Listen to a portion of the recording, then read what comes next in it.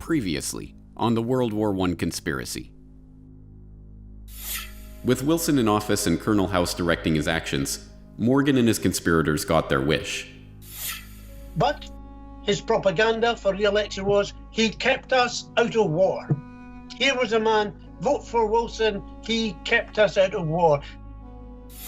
And it was for the right of Americans to go into the war zone on such vessels that we finally went to war. All along the Western Front, the Allies rejoiced. The Yanks were coming. House, the Milner Group, the Pilgrims, the Wall Street financiers, and all of those who had worked so diligently for so many years to bring Uncle Sam into war had got their wish. And before the war was over, millions more casualties would pile up. Carnage the likes of which the world had never seen before had been fully unleashed. The trenches and the shelling, the no man's land and the rivers of blood, the starvation and the destruction, the carving up of empires, and the eradication of an entire generation of young men. Why? What was it all for? What did it accomplish? What was the point? To this day, over 100 years later, we still look back on the horrors of that great war with confusion. For so long we have been told non-answers about incompetent generals and ignorant politicians. It's the senselessness of war the teachers of this fraudulent and partial history have told us with a shrug. But, now that the players who worked to set the stage for this carnage have been unmasked, these questions can finally be answered. And now the conclusion of the World War I conspiracy.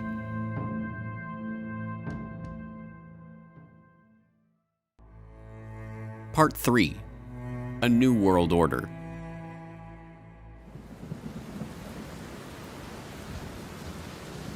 February 21st, 1916.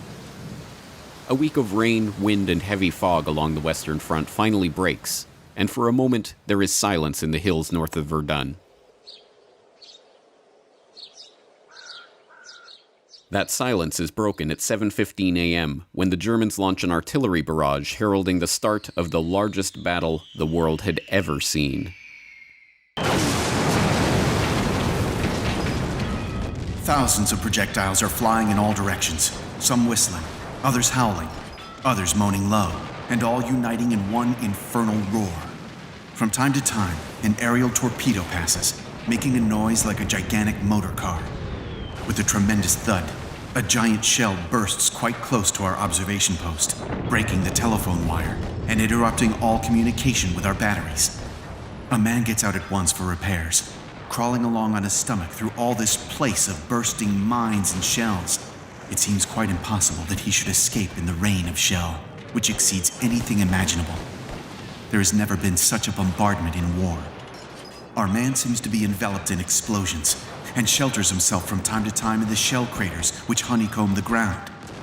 Finally, he reaches a less stormy spot, mends his wires, and then, as it would be madness to try to return, settles down in a big crater and waits for the storm to pass. Beyond, in the valley, dark masses are moving over the snow-covered ground. It is the German infantry advancing in packed formation along the valley of the attack. They look like a big gray carpet being unrolled over the country. We telephone through to the batteries, and the ball begins. The sight is hellish. In the distance, in the valley, and upon the slopes, regiments spread out, and as they deploy, fresh troops come pouring in. There's a whistle over our heads. It is our first shell. It falls right in the middle of the enemy infantry. We telephone through, telling our batteries of their hit, and a deluge of heavy shells is poured on the enemy. Their position becomes critical.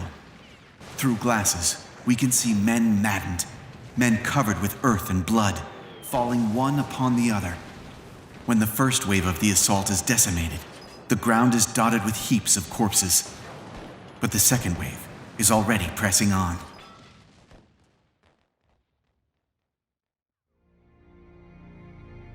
This anonymous French staff officer's account of the artillery offensive that opened the Battle of Verdun, recounting the scene as an heroic French communications officer repairs the telephone line to the French artillery batteries, allowing for a counterstrike against the first wave of German infantry, brings a human dimension to a conflict that is beyond human comprehension.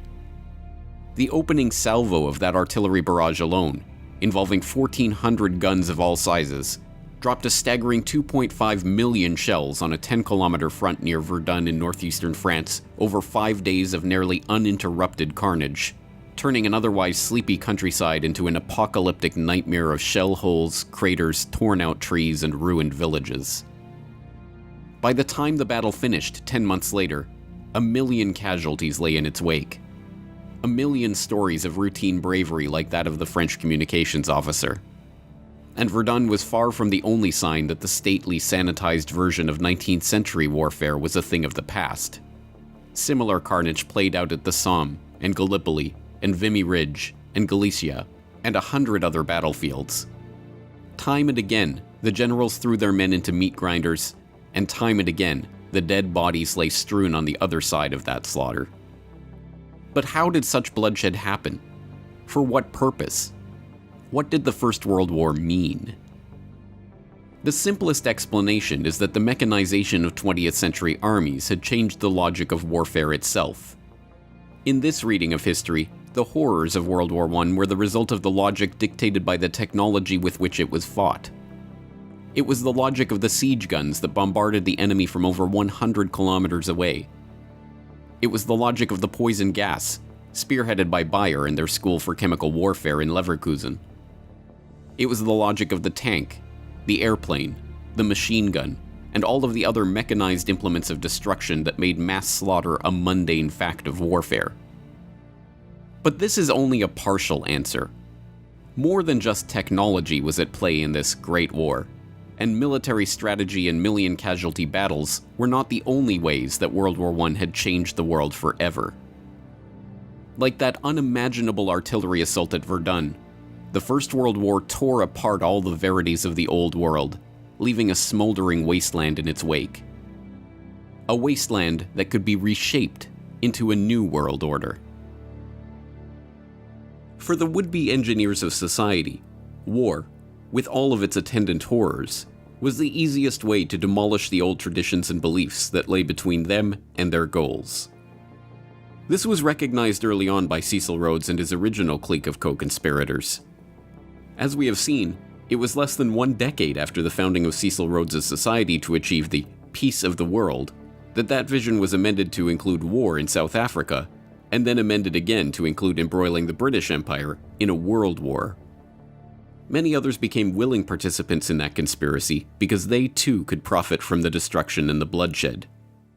And the easiest way to understand this idea is at its most literal level: profit. War is a racket. It always has been. It is possibly the oldest, easily the most profitable, surely the most vicious. It is the only one international in scope. It is the only one in which the profits are reckoned in dollars and the losses in lives. A racket is best described, I believe, as something that is not what it seems to be to the majority of the people. Only a small inside group knows what it is about. It is conducted for the benefit of the very few at the expense of the very many. Out of war, a few people make huge fortunes. In the World War, a mere handful garnered the profits of the conflict. At least 21,000 new millionaires and billionaires were made in the United States during the World War. That many admitted their huge blood gains on their income tax returns. How many other war millionaires falsified their tax returns? No one knows. How many of these war millionaires shouldered a rifle? How many of them dug a trench? How many of them knew what it meant to go hungry in a rat-infested dugout? How many of them spent sleepless, frightened nights ducking shells and shrapnel and machine gun bullets? How many of them parried a bayonet thrust or an enemy? How many of them were wounded, were killed in battle? As the most decorated Marine in the history of the United States at the time of his death, Smedley Butler knew of what he spoke. Having seen the minting of those tens of thousands of new millionaires and billionaires out of the blood of his fellow soldiers, his famous rallying cry, "War is a racket," has resonated with the public since he first began, in his own memorable words, trying to educate the soldiers out of the sucker class. Indeed, the war profiteering on Wall Street started even before America joined the war. Although, As J.P. Morgan partner Thomas Lamont noted, at the outbreak of the war in Europe, American citizens were urged to remain neutral in action, in word, and even in thought. Our firm had never for one moment been neutral. We didn't know how to be. From the very start, we did everything we could to contribute to the cause of the Allies. Whatever the personal allegiances that may have motivated the bank's directors, this was a policy that was to yield dividends for the Morgan Bank that even the greediest of bankers could scarcely have dreamed of before the war began. John Pierpont Morgan himself died in 1913, before the passage of the Federal Reserve Act he had stewarded into existence, and before the outbreak of war in Europe.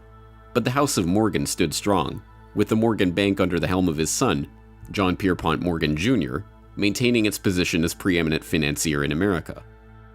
The young Morgan moved quickly to leverage his family's connections with the London banking community, and the Morgan Bank signed its first commercial agreement with the British Army Council in January 1915, just 4 months into the war. That initial contract, a $12 million purchase of horses for the British war effort to be brokered in the US by the House of Morgan, was only the beginning. By the end of the war, the Morgan Bank had brokered $3 billion in transactions for the British military, equal to almost half of all American supplies sold to the Allies in the entire war. Similar arrangements with the French, Russian, Italian, and Canadian governments saw the bank broker billions more in supplies for the Allied war effort. But this game of war financing was not without its risks. If the Allied powers were to lose the war, the Morgan Bank and the other major Wall Street banks would lose the interest on all of the credit they had extended to them. By 1917, the situation was dire. The British government's overdraft with Morgan stood at over $400 million, and it was not clear that they would even win the war, let alone be in a position to repay all their debts when the fighting was over. In April 1917, just 8 days after the US declared war on Germany, Congress passed the War Loan Act extending $1 billion in credit to the Allies. The first payment of $200 million went to the British, and the entire amount was immediately handed over to Morgan as partial payment on their debt to the bank. When, a few days later, $100 million was parceled out to the French government, it too was promptly returned to the Morgan coffers. But the debts continued to mount, and throughout 1917 and 1918, the US Treasury, aided by the Pilgrim Society member and avowed Anglophile Benjamin Strong, president of the newly created Federal Reserve, quietly paid off the Allied powers' war debts to J.P. Morgan. What I think is interesting is also the banker's viewpoint here. America was so deeply involved in that war, financing. There was so much money which could only really be repaid as long as Britain and France won. That had they lost, the loss on the American the stock exchange and stock market, Wall Street, your great industrial giants would have been horrendous.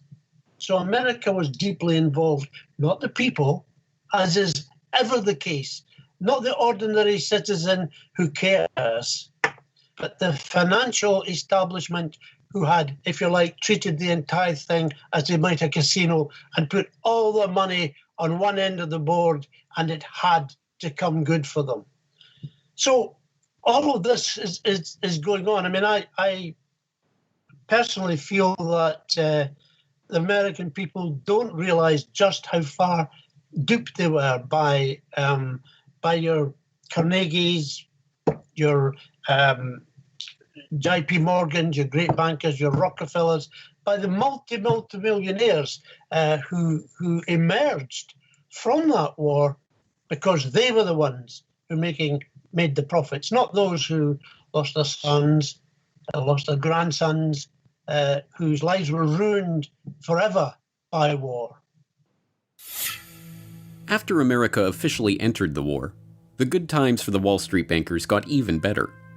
Bernard Baruch, the powerful financier who personally led Woodrow Wilson into Democratic Party headquarters in New York like a poodle on a string to receive his marching orders during the 1912 election, was appointed to head the newly created War Industries Board. With war hysteria at its height, Baruch and the fellow Wall Street financiers and industrialists who populated the board were given unprecedented powers over manufacture and production throughout the American economy, including the ability to set quotas, fix prices, standardize products, and, as a subsequent congressional investigation showed, pad costs so that the true size of the fortunes that the war profiteers extracted from the blood of the dead soldiers were hidden from the public. Spending government funds at an annual rate of $10 billion, the board minted many new millionaires in the American economy. Millionaires who, like Samuel Prescott Bush of the infamous Bush family, happened to sit on the War Industries Board. Bernard Baruch himself was said to have personally profited from his position as head of the War Industries Board to the tune of $200 million. The extent of government intervention in the economy would have been unthinkable just a few years before. The National War Labor Board was set up to mediate labor disputes. The Food and Fuel Control Act was passed to give the government control over the distribution and sale of food and fuel. The Army Appropriations Act of 1916 set up the Council of National Defense, populated by Baruch and other prominent financiers and industrialists, who oversaw private sector coordination with the government in transportation, industrial and farm production, financial support for the war, and public morale. In his memoirs at the end of his life, Bernard Baruch openly gloated, "The experience had a great influence upon the thinking of business and government. WIB had demonstrated the effectiveness of industrial cooperation and the advantage of government planning and direction. We helped inter the extreme dogmas of laissez-faire, which had for so long molded American economic and political thought. Our experience taught that government direction of the economy need not be inefficient or undemocratic, and suggested that in time of danger, it was imperative." But it was not merely to line the pockets of the well-connected that the war was fought. More fundamentally, it was a chance to change the very consciousness of an entire generation of young men and women. For the class of would-be social engineers that arose in the Progressive Era, from economist Richard T. Ely, to journalist Herbert Croly, to philosopher John Dewey, the Great War was not a horrific loss of life or a vision of the barbarism that was possible in the age of mechanized warfare, but an opportunity to change people's perceptions and attitudes about government, the economy, and social responsibility. Dewey, for example, wrote of the social possibilities of war. In every warring country, there has been the same demand that in the time of great national stress, production for profit be subordinated to production for use. Legal possession and individual property rights have had to give way before social requirements. The old conception of the absoluteness of private property has received the world over a blow from which it will never wholly recover. All countries on all sides of the world conflict responded in the same way, by maximizing their control over the economy, over manufacturing and industry, over infrastructure, and even over the minds of their own citizens. Germany had its Kriegssozialismus, or war socialism, which placed control of the entire German nation, including its economy, its newspapers, and, through conscription, its people, under the strict control of the army. In Russia, the Bolsheviks used this German war socialism as a basis for their organization of the nascent Soviet Union. In Canada, the government rushed to nationalize railways, outlaw alcohol, institute official censorship of newspapers, levy conscription, and, infamously, introduce a personal income tax as a temporary wartime measure that continues to this day. The British government soon recognized that control of the economy was not enough. The war at home meant control of information itself. At the outbreak of war, they set up the War Propaganda Bureau at Wellington House. The Bureau's initial purpose was to persuade America to enter the war, but that mandate soon expanded to shape and mold public opinion in favor of the war effort and of the government itself. On September 2, 1914, the head of the War Propaganda Bureau invited 25 of Britain's most influential authors to a top-secret meeting. Among those present at the meeting, G.K. Chesterton, Ford Madox Ford, Thomas Hardy, Rudyard Kipling, Arthur Conan Doyle, Arnold Bennett, and H.G. Wells. Not revealed until decades after the war ended, many of those present agreed to write propaganda material promoting the government's position on the war, which the government would get commercial printing houses, including Oxford University Press, to publish as seemingly independent works. Under the secret agreement, Arthur Conan Doyle wrote Two Arms, John Masefield wrote Gallipoli and The Old Front Line, Mary Humphrey Ward wrote England's Effort and Towards the Goal, Rudyard Kipling wrote The New Army in Training, G.K. Chesterton wrote The Barbarism of Berlin. In total, the Bureau published over 1,160 propaganda pamphlets over the course of the war. Hilaire Belloc later rationalized his work in service of the government. It is sometimes necessary to lie damnably in the interests of the nation. War correspondent William Beach Thomas was not so successful in the battle against his own conscience. I was thoroughly and deeply ashamed of what I'd written for the good reason that it was untrue. The vulgarity of enormous headlines and the enormity of one's own name did not lessen the shame.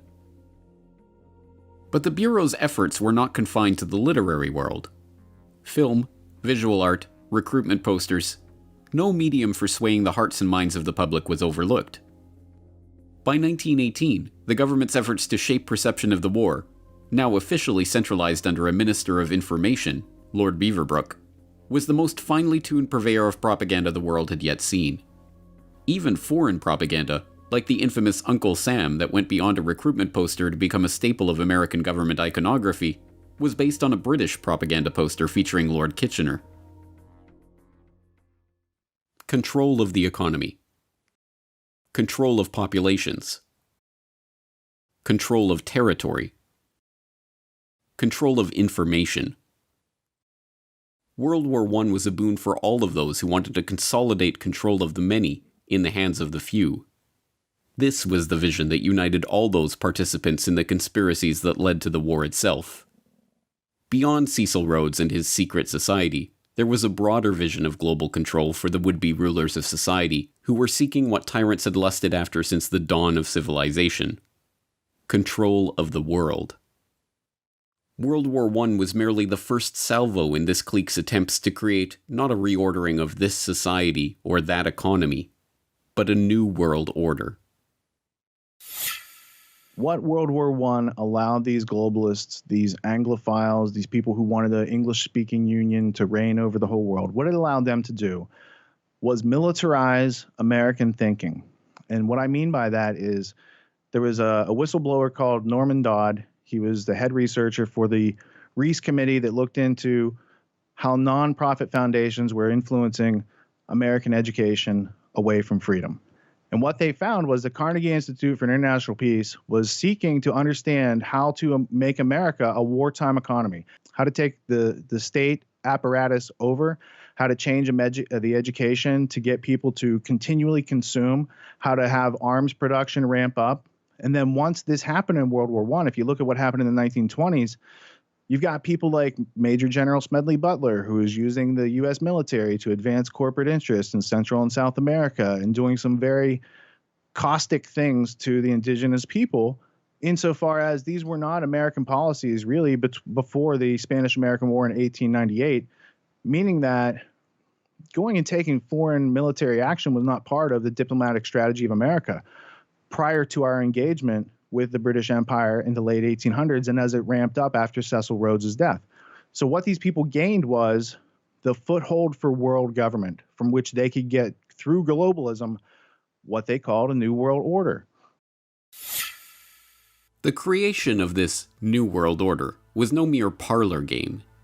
It meant a complete redrawing of the map, the collapse of empires and monarchies, the transformation of the political, social, and economic life of entire swaths of the globe.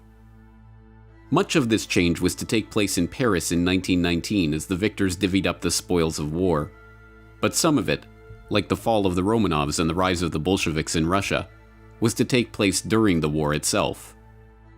In hindsight, the fall of the Russian Empire in the midst of the First World War seems inevitable. Unrest had been in the air since Russia's defeat by the Japanese in 1905, and the ferocity of the fighting on the Eastern Front, coupled with the economic hardship, which hit Russia's overcrowded, overworked urban poor particularly hard, made the country ripe for revolt. That revolt happened during the so-called February Revolution, when Tsar Nicholas was swept from power and a provisional government installed in his place. But that provisional government, which continued to prosecute the war at the behest of its French and British allies, was competing for control of the country with the Petrograd Soviet, a rival power structure set up by the socialists in the Russian capital. The struggle for control between the two bodies led to riots, protests, and ultimately, battles in the street. Russia in the spring of 1917 was a powder keg waiting to explode. And in April of that year, two matches, one called Vladimir Lenin and one called Leon Trotsky, were thrown directly into that powder keg by both sides of the Great War. Vladimir Lenin, a Russian communist revolutionary who had been living in political exile in Switzerland, saw in the February Revolution his chance to push through a Marxist revolution in his homeland. But, although for the first time in decades his return to that homeland was politically possible, the war made the journey itself an impossibility. Famously, he was able to broker a deal with the German General Staff to allow Lenin and dozens of other revolutionaries to cross through Germany on their way to Petrograd. Germany's reasoning in permitting the infamous sealed train ride of Lenin and his compatriots is, as a matter of war strategy, straightforward.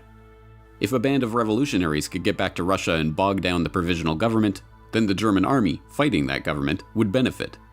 If the revolutionaries actually came to power and took Russia out of the war altogether, so much the better. But the curious other side of this story, the one demonstrating how Lenin's fellow communist revolutionary, Leon Trotsky, was shepherded from New York, where he had been living well beyond the means of his income as a writer for socialist periodicals, through Canada, where he was stopped and identified as a revolutionary en route to Russia, and on to Petrograd, is altogether more incredible. And, unsurprisingly, that story is mostly avoided by historians of the First World War. One of the scholars who did not shy away from the story was Anthony Sutton, author of Wall Street and the Bolshevik Revolution, whose meticulous research of State Department documents, Canadian government records, and other historical artifacts pieced together the details of Trotsky's unlikely journey. Trotsky was in New York. He had no income.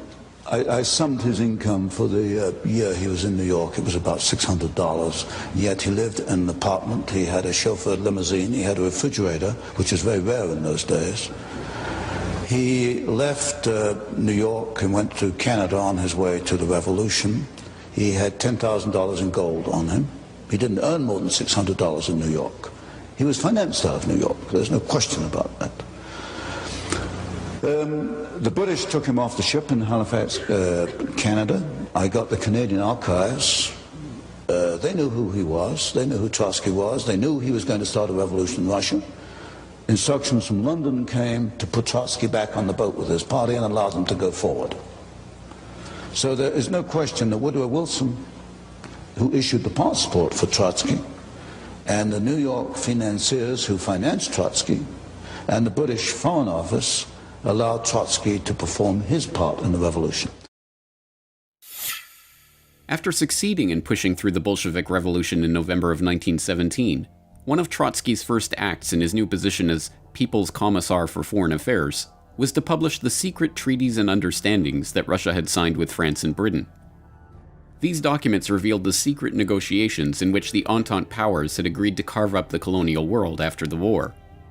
The stash of documents included agreements on the partition of Asiatic Turkey, creating the modern Middle East out of the remnants of the Ottoman Empire, the treaty with Italy, promising conquered territory to the Italian government in exchange for their military aid in the campaign against Austria-Hungary, a treaty redrawing the frontiers of Germany, promising France its long-held wish of reacquiring Alsace-Lorraine and recognizing Russia's complete liberty in establishing her western frontiers, diplomatic documents relating to Japan's own territorial aspirations, and a host of other treaties, agreements, and negotiations. One of these agreements, the Sykes-Picot Agreement between Britain and France, which was signed in May 1916, has grown in infamy over the decades. The agreement divided modern-day Turkey, Jordan, Iraq, Syria, and Lebanon among the Triple Entente, and although the revelation of the agreement caused much embarrassment for the British and the French and forced them to publicly back away from the Sykes-Picot map, served as the basis for some of the arbitrary lines on the map of the modern-day Middle East, including the border between Syria and Iraq. In recent years, ISIS has claimed that part of their mission is to put the final nail in the coffin of the Sykes-Picot conspiracy. Other territorial conspiracies, like the Balfour Declaration, signed by Arthur Balfour, then acting as Foreign Secretary for the British government, and addressed to Lord Walter Rothschild, one of the co-conspirators in Cecil Rhodes' original secret society, are less well known today. The Balfour Declaration also played an important role in shaping the modern world by announcing British support for the establishment of a Jewish homeland in Palestine, which was not under British mandate at the time. Even less well known is that the document did not originate from Balfour, but from Lord Rothschild himself, and was sent to fellow Round Table conspirator Alfred Milner for revision before being delivered. So this was he's known as Lord Walter Rothschild, and professionally he's a zoologist. He inherits a lot of wealth in a very high status family. He pursues his art and his science and his scientific theories and research. But he has zoological museums, and he's collecting specimens. And he's famously the Rothschild that's riding the giant tortoise and leading him around with a piece of lettuce on his stick. And there's a piece of lettuce hanging out of the tortoise's mouth. And I've always used that. Here's the metaphor for the bankers. Like, they're leading people around with stimulus response. This tortoise can't ask questions. It can't question its obedience. So that's Lord Walter Rothschild. Why is he important? Well, he and his family are some of the early financiers and backers of Cecil Rhodes and promoters of his last will and testament. And in the question of America being brought back into the British Empire, there are newspaper articles. There's one in 1902 where Lord Rothschild is saying, this would be a good thing to have America back in the British Empire. He's also the Lord Rothschild to whom the Balfour Declaration is addressed. So in 1917, there's an agreement, a letter of agreement sent from the British government from Arthur Balfour to Lord Rothschild. Now, Lord Rothschild and Arthur Balfour, they know each other. They have a long history together. And there's a lot of Fabian socialists in this whole story of what led up to World War I. Specifically with Balfour, he's acting as an agent of the British government saying, we're going to give away this land that's not really ours, and we're going to give it to you guys and your group. The problem is the British had also promised that same land to the Arabs. So now the Balfour Declaration is going against some of the foreign policy plans that they've already promised to these other countries. The other interesting thing about the Balfour Declaration is it just had its 100th anniversary. So they last year had a site that had the whole history of the Balfour Declaration. You could see the originals from Lord Rothschild and going to Lord Milner for changes and coming through Arthur Balfour, and then being sent back as an official letter from the monarchy, basically. So that's interesting. But there's also interviews where the current Lord Rothschild, Lord Jacob Rothschild, comments on his ancestors' history and how they brought about the Jewish state in 1947-48 because of the Balfour Declaration. So there's a lot of history to unpack there. But most people, again, they're not aware of the document, let alone the very interesting history behind it, let alone what that really means in the bigger story.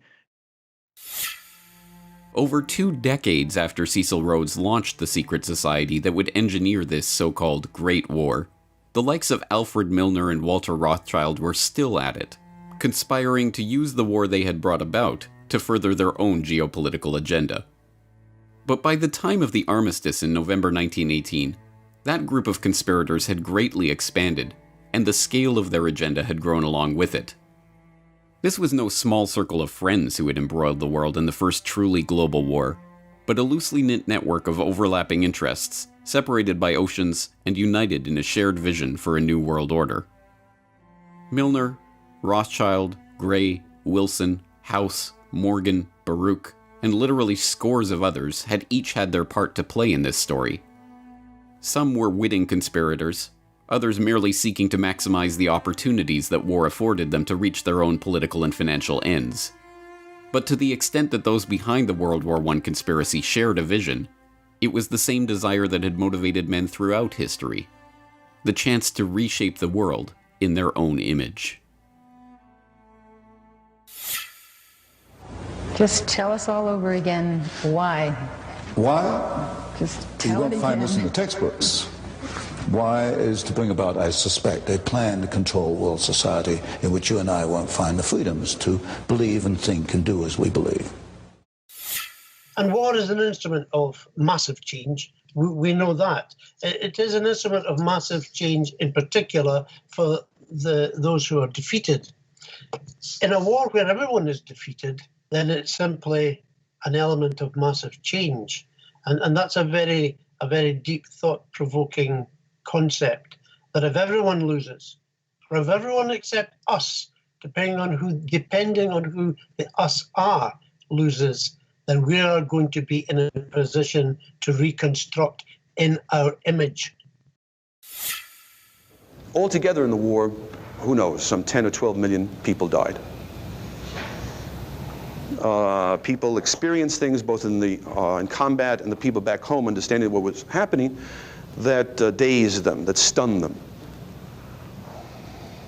You know, it's almost as if for a few generations the peoples of Europe had been increased, sort of like a flock of sheep by their shepherds, okay? Through industrialization, through the spread of liberal ideas and institutions, through the decrease of infant mortality, the raising of standards of living, the population of Europe was enormously greater than it had ever been before. And now the time came to slaughter some part of the sheep for the purposes of the ones who were in control.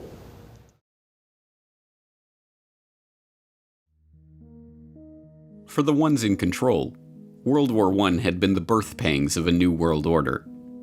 And now, the midwives of this monstrosity slouched towards Paris to take part in its delivery. The end of the beginning. All over the world, on November 11th, 1918, people were celebrating, dancing in the streets, drinking champagne, hailing the armistice that meant the end of the war. But at the front, there was no celebration. Many soldiers believed the armistice only a temporary measure and that the war would soon go on. As night came, the quietness, unearthly in its penetration, began to eat into their souls. The men sat around log fires, the first they'd ever had at the front. They were trying to reassure themselves that there were no enemy batteries spying on them from the next hill, and no German bombing planes approaching to blast them out of existence. They talked in low tones. They were nervous. After the long months of intense strain, of keying themselves up to the daily mortal danger, of thinking always in terms of war and the enemy, the abrupt release from it all was physical and psychological agony. Some suffered a total nervous collapse. Some, of a steadier temperament, began to hope that they would someday return to home in the embrace of loved ones.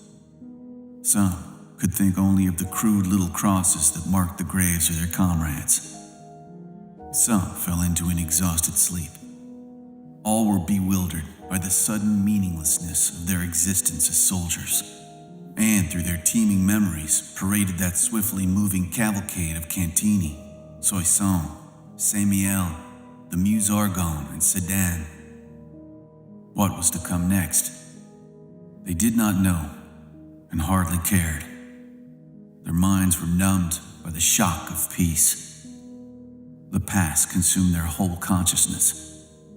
The present did not exist, and the future was inconceivable. Colonel Thomas R. Gowanlock, 1st Division, U.S. Army. Little did those troops know how right they were. As the public rejoiced in the outbreak of peace after 4 years of the bloodiest carnage that the human race had ever endured, the very same conspirators that had brought about this nightmare were already converging in Paris for the next stage of their conspiracy. There, behind closed doors, they would begin their process of carving up the world to suit their interests, laying the groundwork and preparing the public consciousness for a new international order, setting the stage for an even more brutal conflict in the future, and bringing the battle-weary soldiers' worst fears for the future to fruition. and all in the name of peace. The French general, Ferdinand Foch, famously remarked after the Treaty of Versailles that, "This is not a peace. It is an armistice for 20 years. As we now know, his pronouncement was precisely accurate. The armistice on November 11, 1918 may have marked the end of the war, but it was not the end of the story. It was not even the beginning of the end. It was, at best, the end of the beginning.